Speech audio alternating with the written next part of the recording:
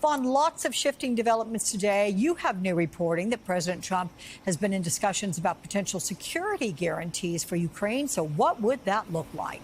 Right, Alex, this is notable and newsworthy because it was just earlier this week that President Zelensky had told a group of journalists in Ukraine that he wanted Europe to effectively be not only in the room if he were to meet, for example, with Trump and Putin, but also have a more active role in all of these negotiations because, as he said, Europe was the only one at this point in time that had provided security guarantees for Ukraine in the future. Now, security guarantees, what exactly why are these relevant to this conversation? Well, it's because Ukraine insists that as part of any deal it were to potentially strike with Russia, they would want included from the U.S. and Europe guarantees that they would come to their defenses in the future if Russia were to try to invade their sovereign land again. And that is where, in a phone conversation that took place between Trump and Zelensky on Air Force One as he flew back in the middle of the morning from Alaska here to the White House,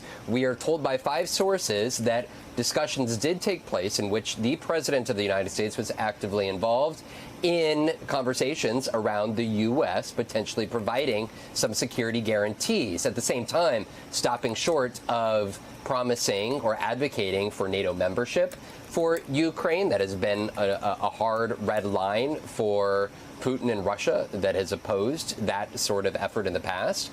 At the same time, it's NATO-like security protections. I'm told that this would not necessarily include future U.S. boots on the ground protections, for instance. So there is a lot of this, it's far from minutia, but a lot of details, not to mention the fact that there's, of course, conversations that continue to be ongoing about potential land that Ukraine could potentially agree to cede to Russia as part of this any would-be deal. I want to let you listen, though, to a quick part about what could come next, because Ukrainian President Zelensky, Alex, has suggested he would like a trilateral meeting that includes Vladimir Putin, and President Trump has, well, suggested he'd be potentially open to that as well. Take a listen.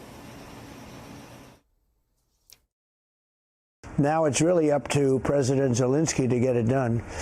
And I would also say the European nations, they have to get involved a little bit. But it's up to President Zelensky. I think we are, and if they'd like, I'll be at that next meeting. They're going to set up a meeting now between President Zelensky and President Putin. And myself, I guess, I didn't ask you about it. Not that I want to be there, but I want to make sure it gets done.